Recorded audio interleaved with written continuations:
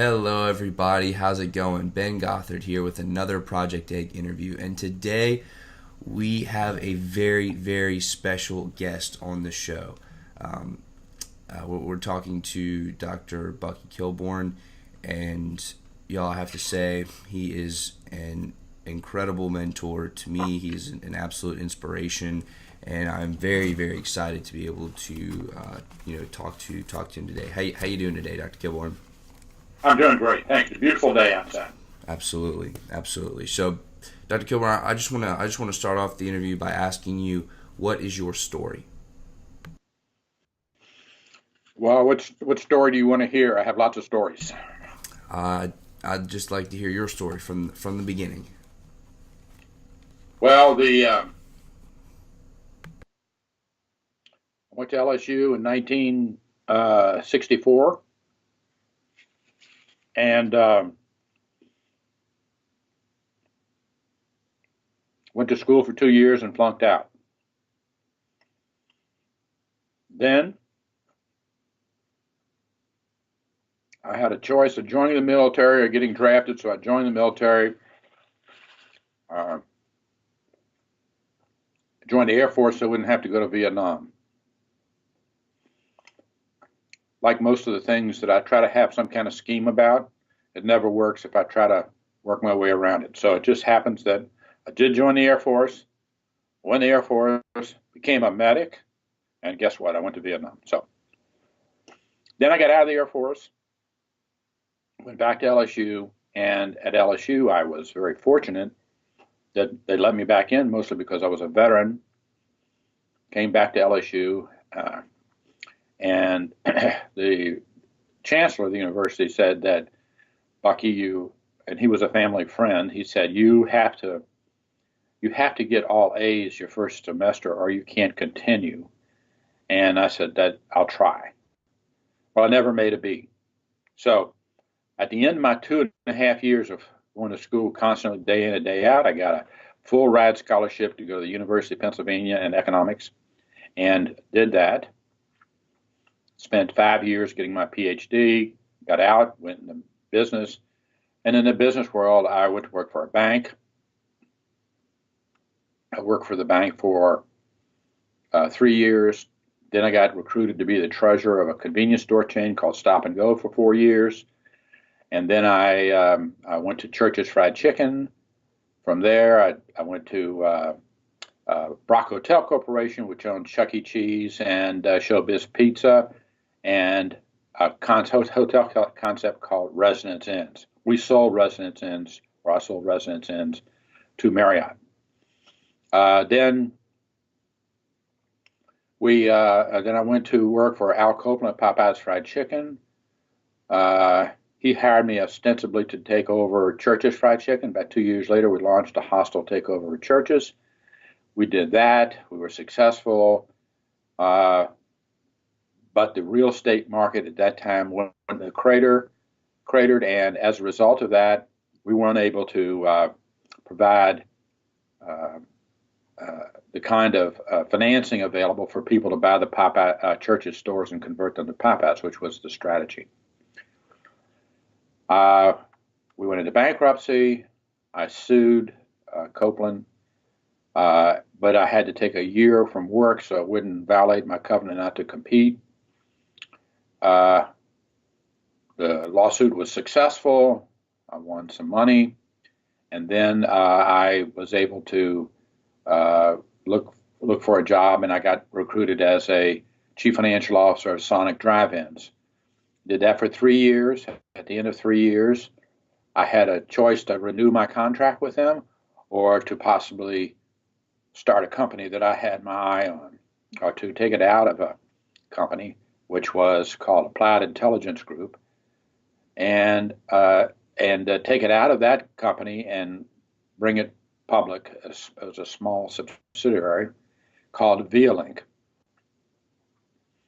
And that's really when I started what I'd say my entrepreneurial spirit took over from me and led me to dream big and work hard and go off and sell everything I could about what my ideas were, And VLink was an internet-based business-to-business um, software service that SaaS, as they call it today, service as a software as a service. And then it was, we launched it worldwide. That was probably something that I probably was too quick on. However, I did raise a lot of money. I raised about $100 million to go off and take this worldwide, and launched my service in Sydney, Australia, in Tokyo, Japan, in Hong Kong, China, and in the Netherlands, Amsterdam in the Netherlands, and London. And we launched in the United States. My first big customer was Safeway. My first big vendor was Kraft Foods, and I did all that through my connections with Ernst & Young, which was an investor in our company, which was the only only publicly held company that they took consulting money and put it into that effort. So meaning that they had invested in other companies in private, but they had never invested in a public company that was a startup company. It was a venture capital company. And that took a lot of work, and had a great team. I hired the best people I could hire. With that kind of money, I made sure that I got the best people. I hired a great human resource person. I hired a great, and a co-founder of this company with me was another guy named Bob Baker. And he was a technologist, and we both had the same dream. And he was a great partner. So a couple of things. First off, I had a great partner. I had some great venture capital people that stood behind me. My first investor was Hewlett Packard in Palo Alto. Then I had other companies that invested in the company. Company doesn't exist anymore, but was absorbed by IBM. I2 Technologies. So all of these companies were all founded by entrepreneurs, and they consolidated into other companies. And I was a business-to-business supply chain software company in the grocery industry. So I kept track of items being the source of the product, to the manufacturer, to the distributor, to the retailer, to the customer, all using the UPC code. So I could tell a grocery store chain when they were going to be out, when they could forecast when they were going to be out of the product in the store. So a can of Campbell's soup, or a case of beer, or potato chips, or whatever. All those people were Campbell's soup, Frito-Lay, all of them were my customers, and I could tell them that they were they were going to need more product, and that they were selling this kind of brand versus that kind of brand. Gave them a lot of help. And until that time, there was no perpetual inventory back through the supply chain to the manufacturers. So the manufacturers invested in me, and the grocery chains were the demand side of the equation. The suppliers, the manufacturers and distributors were the source or supply side of the chain. So hooked all those together and did it worldwide, and was fairly successful. But then in 2001, we had 2001, we had the 9/11. We had a catastrophe that occurred, and it also had there was also tremendous impact on the dot-com world. And the Federal Reserve chairman was telling everybody that technology was people investing in technology were irrational, and they were exuberant. So they had what they called irrational exuberance, and the pipe of money turned off. It was important for me because I was getting ready to do a secondary offering I did an IPO and then to launch the company, and then as a secondary, I raised about maybe $10 million in my IPO, and then over the following years I raised about 130 million, and did that because I had great clients, great people, great customer, great product, and the market was ripe. My competition was Walmart, and Walmart did not like us doing what we were doing because it took away from their ability to penetrate their supply chain and be in charge of their supply chain. And they wanted to squeeze me out, and I would say they were pretty successful in doing that. I mean, to be honest with you, I could not have. If I had been able to successfully get the product patented in time, I probably could have stopped them. But the patent process just didn't work quick enough, and they were launching worldwide as well. But you got the big gorilla in the room, and you got the speedy little speedboat, the aircraft carrier of Walmart and V-Link competing with one another, and I was able to penetrate a lot of markets because of it. Walmart was expanding in China, in the UK, in Europe, and they threatened the manufacturers and the grocers with their dominant position in the marketplace. And if you ever did business with Walmart, you were going to do business with them forever because that's how they make it work, with price discounts and everything else. So my story is, for as far as being an entrepreneur, is that I was very happy with what I did. I wouldn't say I was very successful because I did sell the company in December 2003, and the night that I closed on the transaction, I had a massive heart attack. And as a result of that, I decided to back away from everything and become a consultant. And I did some consulting jobs as executive. So I would be an executive of a company. So I was an executive of a company called Valori Foods, which has a big distribution of jalapenos in the United States. I did a 2-year stint as the president of a home building company in McAllen, Texas. So, but I had to back away from the stress, and because I'd been out of the, for 5 years, I had worked very hard on my company. I had neglected my family, and my wife asked me for a divorce.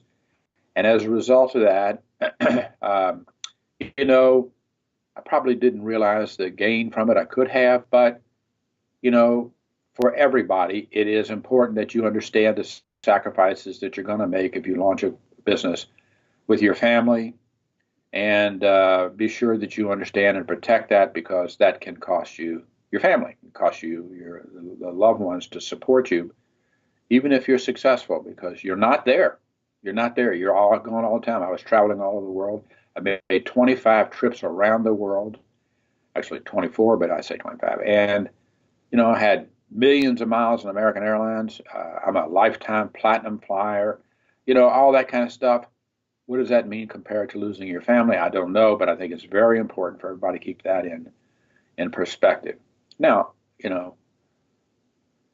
I have 5 children, 10 grandchildren, so everything is going fine, and that's that now. But that was back in 2003, and things look pretty bad. So I would tell you, being an entrepreneur is never easy. It requires a lot of hard work. You have to make a lot of sacrifices, and you have to have it in your mind that that's what you're going to be doing, because that's what it's going to take. That's my story. Wow, that is truly incredible.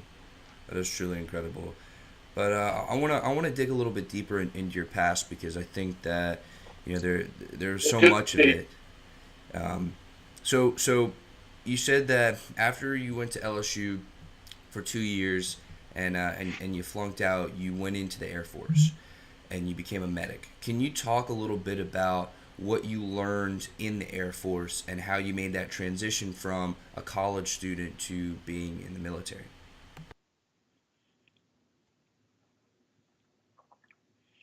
Well, we were in a war,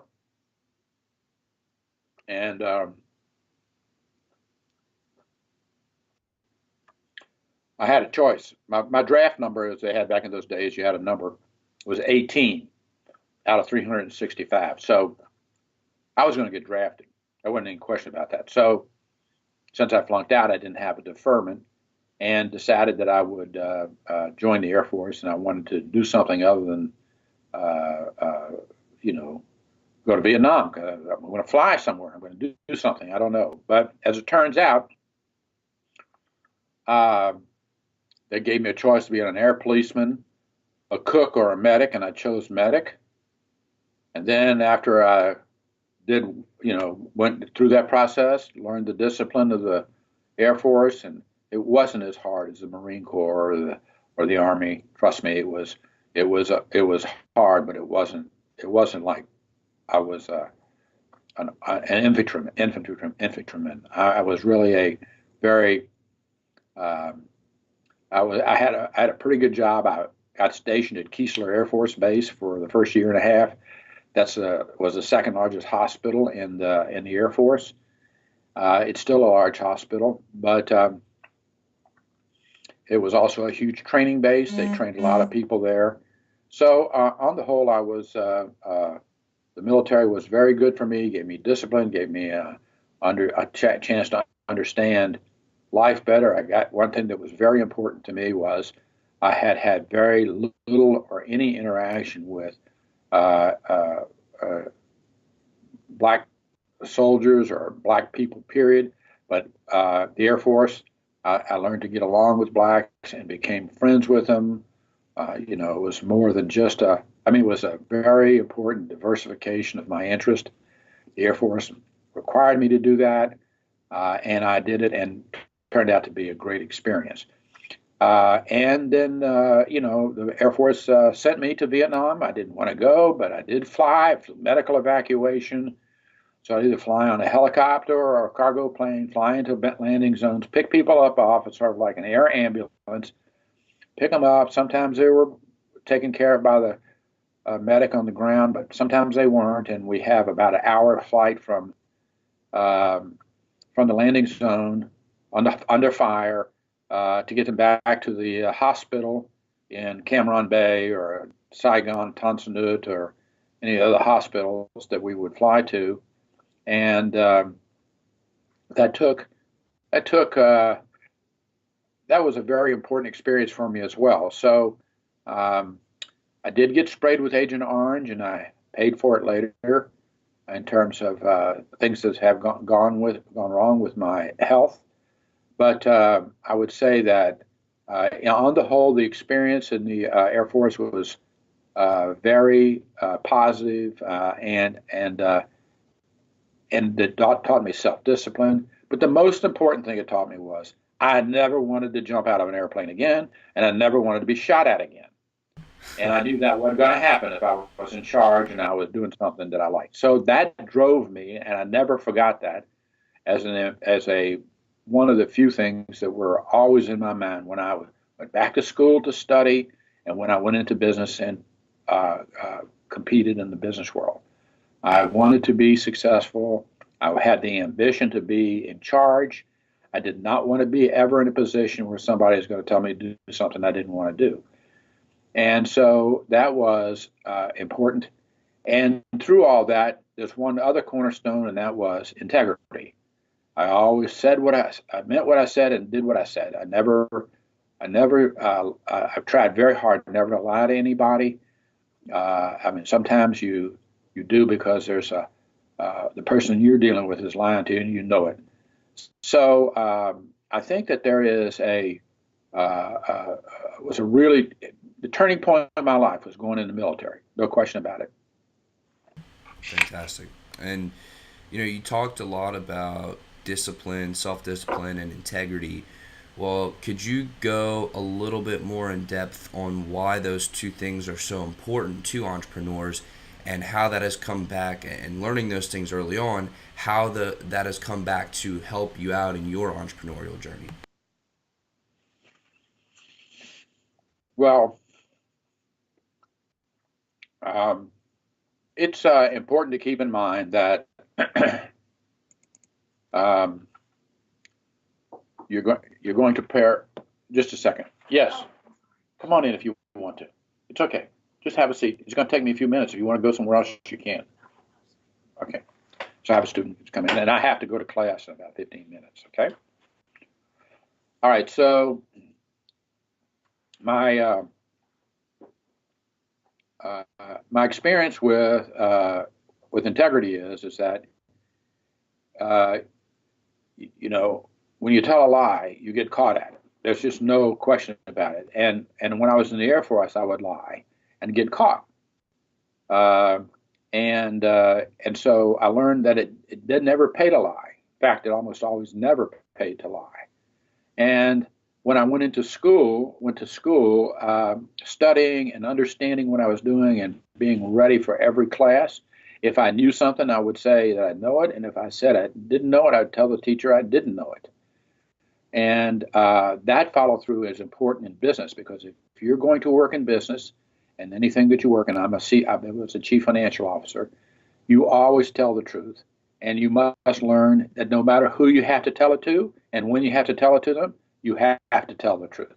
And that's true when you tell the board of directors you're going to lose money this quarter, or you're going to tell the board of directors that, you have a thief on your staff, or you tell the board of directors that the company's not doing well because of this or because of that.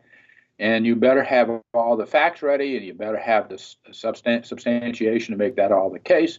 And so being a chief financial officer took integrity, and it was and right behind integrity is courage.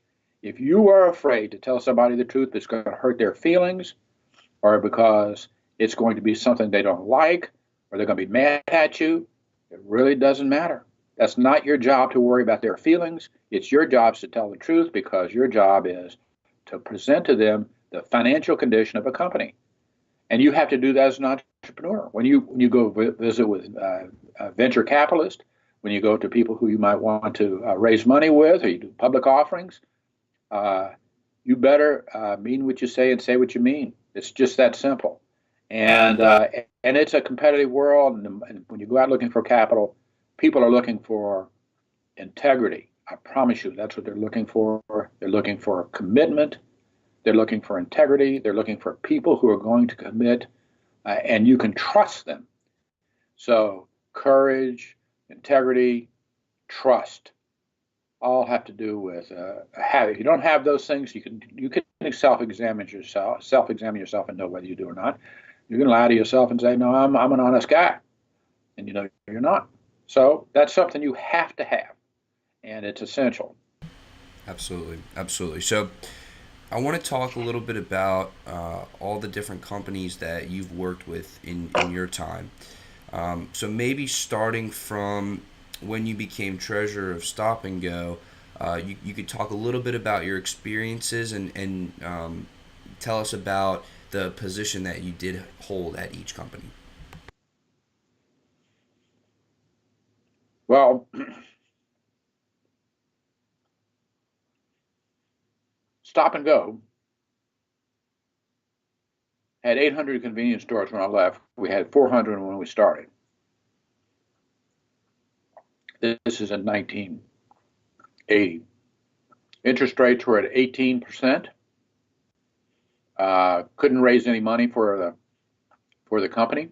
They couldn't raise any money, and they had some really weak internal control systems.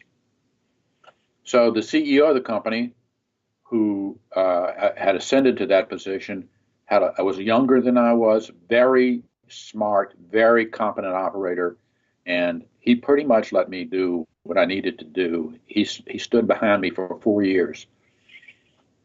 I was the first person to put an ATM in a convenience store. Way before anybody else did, I was the first person that did that. And we had ATMs in about 50 of our stores. We had 800, but only 50 had ATMs because it was very expensive. And we had banks behind us that helped us.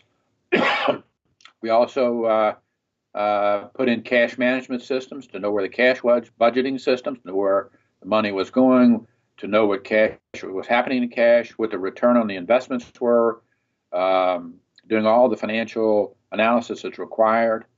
The very first person I hired was a fellow by the name of Wes Jablonski. He worked with me for 8 or 10 years, and He later has just recently done some wonderful things for me, but he was a very smart guy. So I told you, everything you do in business is around people. You have to have good people. You have to have good business processes. You have to have accurate information, and you must have the courage to move forward. And I think that's essential. Absolutely. But Brandon, I won't be able to stay on much longer. Just to get you, I'm going to have a hard stop in about 10 minutes. Okay. So you were the treasurer of Stop and Go, and by the way, when you were talking about how Wes just did something, for you, I actually just want to share that quick anecdote with all the viewers. Dr. Kilbourne is actually one of my professors at LSU. Great class, by the way. And during class, I just completed his exam. during class one day, and the student that's in my office in here now, she's in that class too. She did really well, Brandon. Absolutely.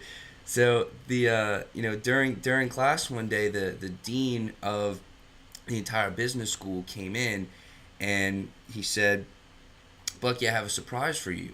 And so he brought in Wes, who was Dr. Kilbourne's first hire, and Wes made an announcement that he was actually starting a scholarship at LSU in Dr. Kilbourne's name. So it was just an incredible experience, and congratulations again on that. That is truly, it is very meaningful and incredible, and it's such an honor to be there.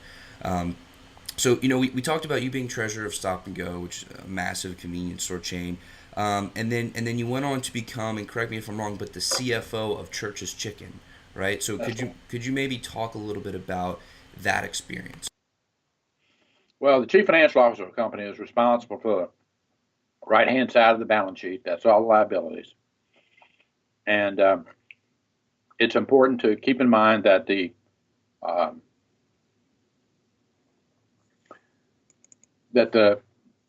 right side of the balance sheet is all the obligations. So I took it very serious to be sure that everything was accurate, and that the information was effectively used. Put in the best systems I could, and then slowly made accuracy the number one priority, effectiveness the number two priority, and number three was efficiency. I did not make efficiency my first project. And never went to a company saying, "I'm cutting expenses." That never happened. I made sure that we had the people, the systems, the controls, and the results in terms of the supply I had for my customers, which was the senior management of the company. Every company I went to, this is what I did this identically. At Church's Fried Chicken, I did it at Brock Hotel, I did it at Popeyes, I did it at Sonic Drive-In, and I did it with my company when I started. So all those things follow the same process, making sure that we always had accurate information. Making decisions with inaccurate information is a recipe for disaster. So, and investors know that. They never make an investment in a company if they don't believe that there is accurate information. They believe there's systems problems, management problems, integrity problems with the data. They will not invest in your company. So then, that's just incredible. So you were the CFO of Church's Chicken. You're the CFO of Chuck E. Cheese's, of Al Copeland Enterprises, and of Sonic. So those are massive companies, and just incredible achievements. And then after Sonic, yes, but I want to keep in mind, almost all those companies dealt with franchisees who are all entrepreneurs. I dealt with thousands of entrepreneurs as the chief financial officer, raising money for them, putting controls in place, helping them with their systems. I had a team of wonderful people who worked with me, and we had a team spirit in a project, and a company like that is essential. Usually, the CEO is at the head of that team and make sure that everybody does their job. That's what they do. But it's really a question of being sure that you have some principles that you're operating by. Absolutely, absolutely. And so then you started your own company and you took it public. Can you maybe talk a little bit, and I know you have to go in a few minutes, but could you maybe talk a little bit about that experience of starting your own company and then taking it public? Well, remember that I really purchased a company out of another company. It had 25 employees, and they had a mission but no money to accomplish it. And I knew from my experience as CFO and retail operations that having accurate information was important. And the only thing that was common through all the things that were sold in a convenience store, in a restaurant, is all controlled and monitored by the UPC code. So I decided to make that the essence of it. It was a good idea, and it was received as a good idea in the industry, in the grocery industry, in the technology world. Hewlett Packard thought it was a great industry opportunity for them to stand behind me. So on every website, I had a thing that said "powered by Hewlett Packard." It was a great experience, but the problem that it takes a lot of capital, and so I had to go public, and or I wasn't going to be able to raise any money. So one of the things that I talk to my students about this, and I talk to you about it. One of the reasons companies do IPOs is to liquefy their management ownerships so they can sell their stock or issue stock for capital and that kind of thing. So that's essential, but you don't need to do that right away. I did it right away because everybody else was doing it, and it was the opportunity to do it. But that doesn't always make it right. I'm just saying that that's the kind of thing that happens. Absolutely. So, obviously your resume is impeccable. Your credentials are just off the charts and amazing, really. The things that you've done. For entrepreneurs who may be just starting out, could you give just a couple tips on what they need to do to become successful and how they can start their journey to even approach this level of success that you've had?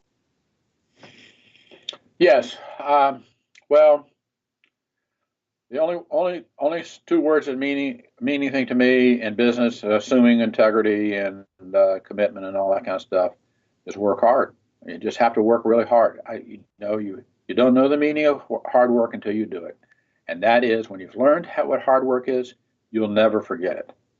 And that's important whether you're doing a project in class or whether you're studying for something or whether you are working in business, you're working with capital. You always have to plug away until somebody slams the door in your face. And you have to be doing that or they don't believe you believe in it enough. So if you don't believe in it yourself and you quit because it gets too hard or it's going to take too much time or it's going to be hard on your family, or you're not going to be successful. It's that simple. You cannot be successful with a good idea. You have to be successful with a lot of hard work. I'm fervently an advocate of that. I tell my students when you go to work for somebody, tell them you're going to work hard. But if you don't work hard, they're going to fire you anyway. So it doesn't really matter. You have to work hard. And it's also true for businesses. Businesses compete against each other. Absolutely, absolutely. So maybe you could leave us with just one more piece of advice. So for those people who they might be a little hesitant to start, right? We just talked a little bit about the things that you need to be successful, but for those people who might be hesitant to start, they may say you've done so many things and it's kind of intimidating. Well, how do they start? How do they take that leap? It's one step at a time. You've heard it said too many times. A journey starts one step at a time, and just moving forward, always moving forward. In spite of the problems you have, the weather may be bad, the road may be bad, there may be a lot of water in the ditch, there may be a lot of things that you don't like, but you got to keep moving down the road, and you got to keep working hard at it. That's the only way to be successful in business, and to always tell the truth and to be sure that you work with accurate information. Absolutely. So, Dr. Kilbourne, I do want to thank you very much for jumping on this interview today. I know you have to go, but I do have one more question for you. Is there anything about yourself that you think is an important part of who you are that I did not ask you about today? In other words, what did I No, miss? yeah. Well, look, I've been a person who worked hard. That doesn't mean I was a great person. It doesn't mean I was a wonderful person. I mean, I wasn't always friendly. You can't when you fire thousands of people, you don't, or you hire thousands of people. It doesn't make you a good guy. It just makes you a business person. So it's very hard. I just would say I would never, other than having a reputation of being telling the truth, really didn't actually matter too much to me about anything else. Anyway, I do have to jump off. Absolutely, absolutely. Well, so Dr. Kilburn, I want to thank you so much for spending the time doing this interview, and to everybody listening. I highly encourage you to learn more about Dr. Kilbourne. He really has a very dynamic and extremely profound history and you know a whole ton of achievements. So I highly encourage you to look him up more. Thank you so much for everybody that's listening, and Dr. Kilbourne, thank you again. This has been another Project A interview. Take care. Thank you. Bye.